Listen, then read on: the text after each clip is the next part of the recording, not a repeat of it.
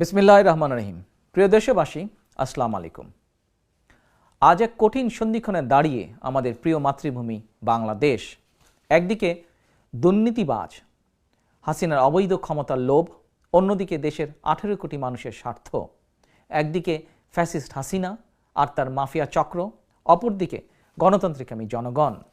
একদিকে ভোট ডাকাত হাসিনা, অপরদিকে লুণ্ঠিত ভোটের অধিকার আদায়ের দাবিতে 12 কোটি ভোটার। অথচ বিনা ভোটে ক্ষমতায় থাকতে নির্বাচনের নামে 7ই জানুয়ারি আবারও প্রতারণার জাল বিছানো হয়েছে দেশের মানুষের সামনে।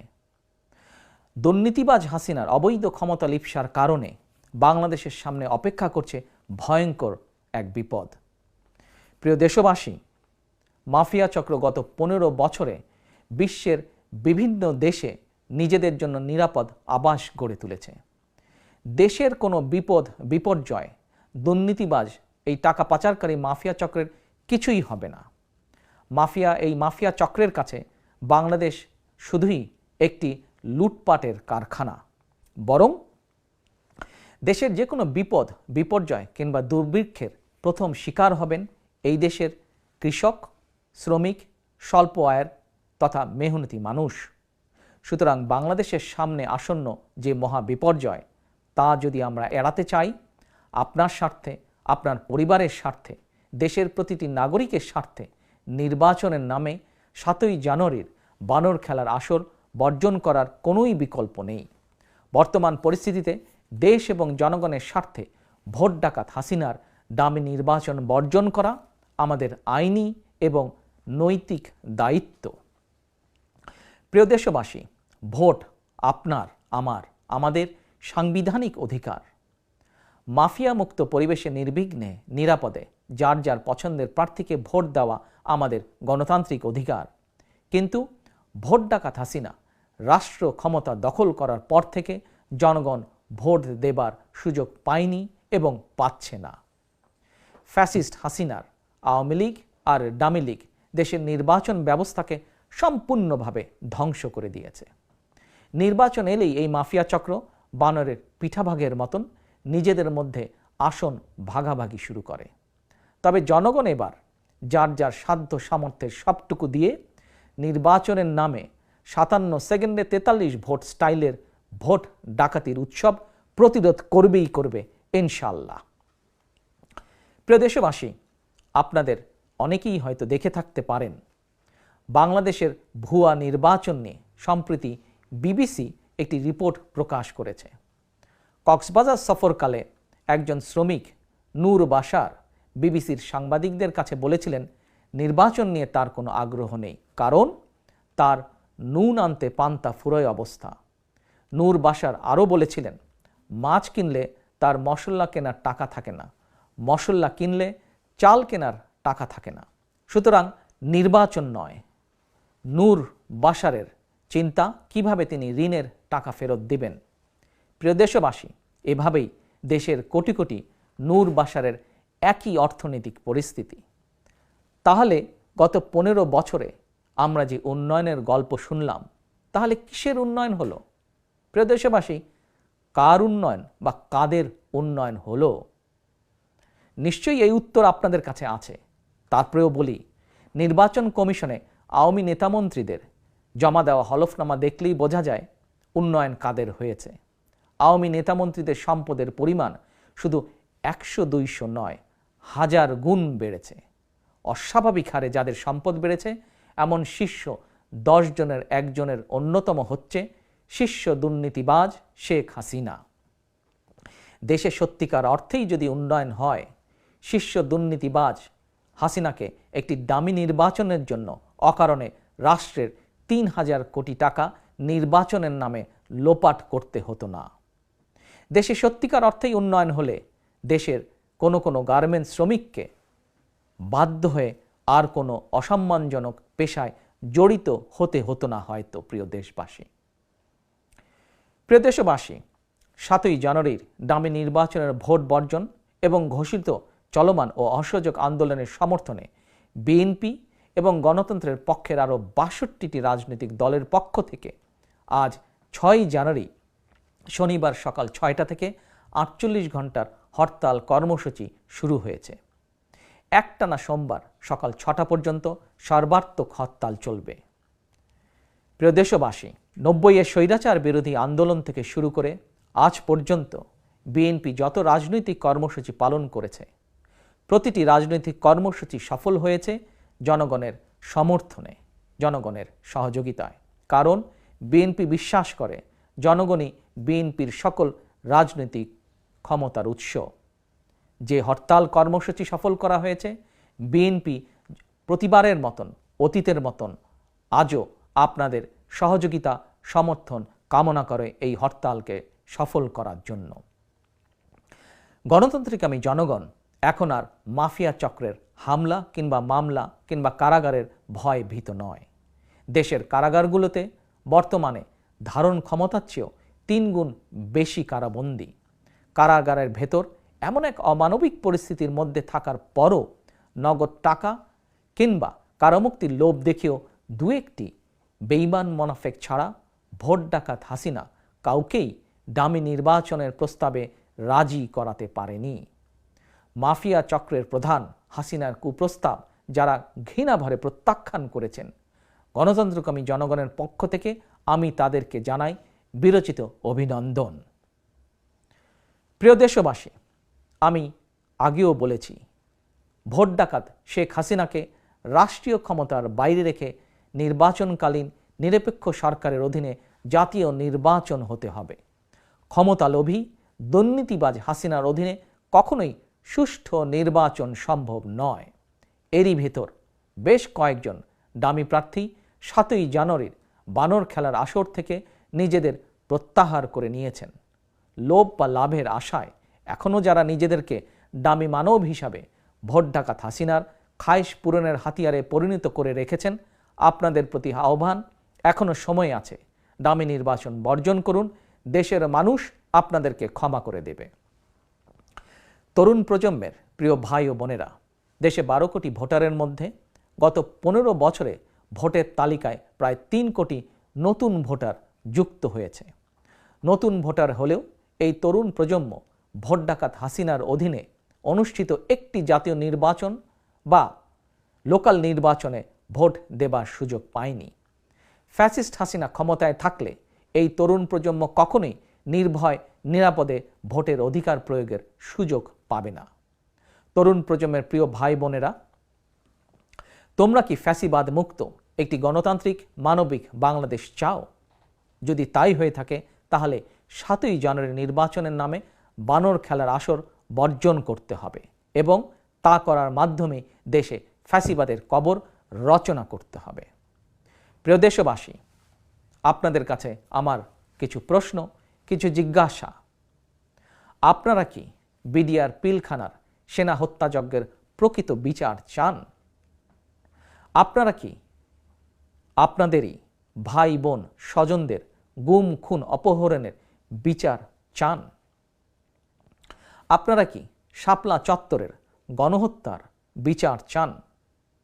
প্রিয় দেশবাসী, প্রিয় সাংবাদিক ভাই বোনেরা, আপনারা কি সাগর রুনি হত্যার মতন আরও বহু সাংবাদিক নির্যাতন হত্যার বিচার চান? আপনারা কি বাংলাদেশ ব্যাংকের ফরেন রিজার্ভ ফান্ডের লোপাট হওয়া টাকা দেশে ফেরত আনতে চান? প্রিয় দেশবাসী, দেশ থেকে কিছু টাকা পাচারকারী 11 লক্ষ কোটি টাকা পাচার করে দিয়েছে। আপনারা কি তাদের বিচার চান এবং আপনাদের কষ্টার্জিত সেই অর্থ দেশে কি ফেরত আনতে চান? প্রিয় দেশবাসী, আপনারা কি আওয়ামী বাজার সিন্ডিকেটদের বিচার চান যারা প্রতিনিয়ত সমাজের প্রতিটি মানুষকে কষ্ট দিয়ে চলেছে? তাদের কি বিচার আপনারা চান? প্রিয় দেশবাসী, আপনারা কি কৃষক, শ্রমিক, স্বল্প আয়ের মানুষ সহ প্রতি শ্রেণী পেশার মানুষের জন্য একটি নিরাপদ বাংলাদেশ চান? প্রিয় দেশবাসী, আপনারা কি সংবাদপত্রের স্বাধীনতা, মানবিক মর্যাদা চান? প্রিয় তরুণ সমাজের ভাই ও বোনেরা, তোমরা কি ধর্মীয় সামাজিক মূল্যবোধের আলোকে কর্মমুখী শিক্ষা ব্যবস্থা চাও? প্রিয় দেশবাসী, আপনারা কি ভোট ডাকাত যারা গত 15 বছর ধরে আপনাদের ভোট ডাকাতি করেছে তাদের বিচার চান? প্রিয় দেশবাসী, আপনাদের প্রতি আমার জিজ্ঞাসা, আপনারা কি প্রতিবেশী একটি দেশের আধিপত্যবাদ মুক্ত স্বাধীন সার্বভৌম বাংলাদেশ চান?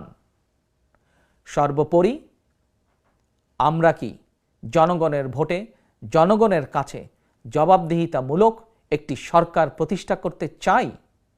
যদি তাই হয়ে থাকে তাহলে আসুন আমরা দুদিনের সর্বাত্মক হরতাল সফল করি। আসুন আমরা সবাই মিলে 7ই জানুয়ারির ভোট বর্জন করি। আসুন আমরা আওয়াজ তুলি, 7ই জানুয়ারির ভোট থেকে বর্জন করি, 7ই জানুয়ারি ভোট কেন্দ্রে যাওয়া থেকে বিরত থাকি। 7ই জানুয়ারি সারাদিন পরিবারকে সময় দিন। আপনি আপনার পরিবার, স্বজন, বন্ধুবান্ধব, পরিচিত জন এবং প্রতিবেশীদেরকেও ভোটের নামে বানর খেলার আসর বর্জন এবং ভোট কেন্দ্রে যাওয়া থেকে বিরত থাকতে উৎসাহিত করুন।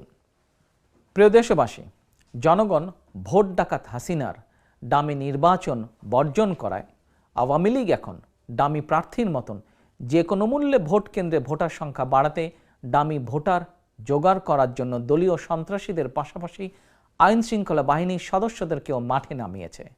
মানুষকে ভোট কেন্দ্রে যেতে বাধ্য করার জন্য সন্ত্রাসীরা সাধারণ মানুষকে হুমকি ধামকি দিচ্ছে। এমনকি ভোট না দিলে বিদ্যুৎ, পানি, গ্যাস সংযোগ বন্ধ করে দেওয়ারও হুমকি দেওয়া হচ্ছে। পাশাপাশি সরকারি চাকরিজীবী, বেসরকারি ও স্বায়ত্তশাসিত প্রতিষ্ঠানের কর্মকর্তা কর্মচারী, আইনশৃঙ্খলা বাহিনীর সদস্য, আনসার ভিডিবি সহ লক্ষ লক্ষ সদস্যদেরকে বাধ্যতামূলকভাবে ভোট প্রদানের জন্য বেআইনিভাবে সরকারি নির্দেশ জারি করা হয়েছে। এমনকি ভোট কেন্দ্রে যেতে বাধ্য করতে বিভিন্ন রাষ্ট্রীয় ভাতা কার্ডধারী মানুষের ভাতা কার্ডও জব্দ করা হয়েছে। তবে প্রতারণার মাধ্যমে ভোটার সংখ্যা বাড়ানোর এই অপকৌশল ইতিমধ্যেই দেশে বিদেশে সবার কাছেই স্পষ্ট হয়ে পড়েছে। সরকারি আদেশ জারি করে কিংবা হুমকি ধামকি দিয়ে মানুষকে ভোট কেন্দ্রে নিয়ে যেতে বাধ্য করা আইনত দণ্ডনীয় অপরাধ। প্রিয় দেশবাসী, দেশের গণতান্ত্রিকামী জনগণ এবং বিশ্বের গণতান্ত্রিক শক্তি বাংলাদেশের বিরোধী দলগুলোর চলমান ন্যায্য দাবির সঙ্গে নৈতিকভাবে একাত্ম। অপরদিকে মাফিয়া চক্রের উপর ভর করে মাফিয়া সরকার ক্ষমতা ধরে রাখলেও দেশে বিদেশে তাদের অবস্থান নড়বড়ে। এমন পরিস্থিতিতে হাসিনা, ওবায়দুল সহ আওয়ামী লীগের নেতাকর্মীদের বক্তব্য, মন্তব্য এবং আওয়ামী লীগের নাশকতামূলক কার্যক্রম জনমনে নানা ভয়, ভীতি, আশঙ্কার জন্ম দিয়েছে। জনগণের আন্দোলনকে বিতর্কিত করতে মাফিয়া সরকার নিজেরাই বাসে কিংবা ট্রেনে আগুন দিয়ে কিংবা নিজেরাই নিজেদের ট্রাক, লাঙ্গল, ঈগল প্রার্থীদেরকে গুপ্ত হত্যা করে দেশে একটি অরাজক পরিস্থিতি সৃষ্টির অপচেষ্টায় লিপ্ত, যা তারা অতীতেও বহুবার করেছে। সুতরাং আমি আজ আবারও দেশের দেশপ্রেমিক জনগণ, গণতান্ত্রিকামী জনগণকে সর্বস্তরের মানুষ সহ বিএনপি এবং গণতন্ত্রের পক্ষের ৬২টি রাজনৈতিক দলের নেতাকর্মী, সমর্থক, শুভাকাঙ্ক্ষীদের আহ্বান জানিয়ে বলতে চাই, আপনারা সতর্ক থাকবেন, সজাগ দৃষ্টি রাখবেন। প্রিয় দেশবাসী, আমি বারবার একটি কথা বলেছি, দেশে বর্তমানে যে সংকট বিরাজমান এটি শুধু বিএনপির একক বা একার সংকট নয়। যারা রাজনীতি করছেন কিংবা যারা রাজনীতি করছেন না, আপনারা কিন্তু কেউই বিপদমুক্ত নন। Mother of democracy Begum Khaleda জিয়ার বিরুদ্ধে বানায়ট মামলায় ফরমাইশি কারাদণ্ডের বিষয়টিও বিচ্ছিন্ন করে দেখার কোনোই সুযোগ নেই। স্বাধীনতা প্রিয় দেশপ্রেমিক জনগণ বিশ্বাস করে দেশে তাবেদারি শাসন প্রতিষ্ঠার সুদূর প্রসারী ষড়যন্ত্রের অংশ হিসেবেই দেশনেত্রীর বিরুদ্ধে এই জেল, এই জুলুম। দেশে ফ্যাসিবাদ কায়েমের পর বর্তমান বাস্তবতা হচ্ছে একজন গার্মেন্ট কর্মী থেকে নোবেল লরিয়েট মানবিক মর্যাদা হারিয়ে প্রত্যেকেই আজ ফ্যাসিবাদী আক্রমণের শিকার। এখন আর কারোরই রেহাই মিলছে না। প্রিয় দেশবাসী, বাংলাদেশের আকাশে আজ শকুনের থাবা। পাক হানাদার রাজাকারদের পরাজিত করে 1971 সালে লক্ষ প্রাণের বিনিময়ে আমরা যে লাল সবুজের পতাকা অর্জন করেছিলাম, গত 15 বছরে ধীরে ধীরে বাংলাদেশের সেই স্বাধীনতার পতাকা খামচে ধরেছে 90 আওয়ামী রাজাকার চক্র।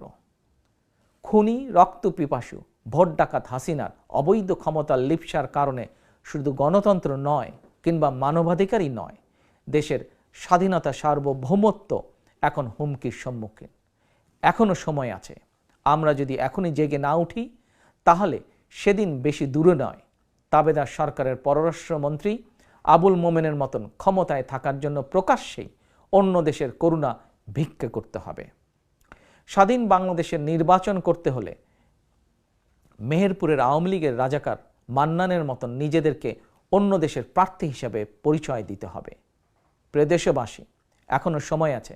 আমরা যদি এখনই জেগে না উঠি, সেদিন হয়তো আর বেশি দূরে নয় আমাদেরকেও হয়তো নিজ ভূমিতেই নির্যাতিত ফিলিস্তিনদের মতন একই ভাগ্য বরণ করতে হবে। প্রিয় দেশবাসী, সুতরাং গণতান্ত্রিক প্রতি ভোটারের প্রতি আমার আহ্বান, রাষ্ট্রের একজন নাগরিক হিসাবে যারা আপনাকে গত 15 বছর অধিকার বঞ্চিত করে রেখেছে, তাদেরকে আপনি 7ই জানুয়ারি রবিবার অন্তত একদিন বয়কট করুন। বিশ্বাস রাখুন, আপনার এই একদিনের সিদ্ধান্তেই বাংলাদেশে ফ্যাসিবাদের সরকারের কবর রচিত হবে ইনশাআল্লাহ। স্বাধীনতার সম্মান, গৌরব, মর্যাদা ফিরে পাবে মুক্তিযুদ্ধের মাধ্যমে অর্জিত লাল সবুজের পতাকা। আল্লাহ হাফেজ। বাংলাদেশ জিন্দাবাদ। বাংলাদেশ জাতীয়তাবাদী দল জিন্দাবাদ।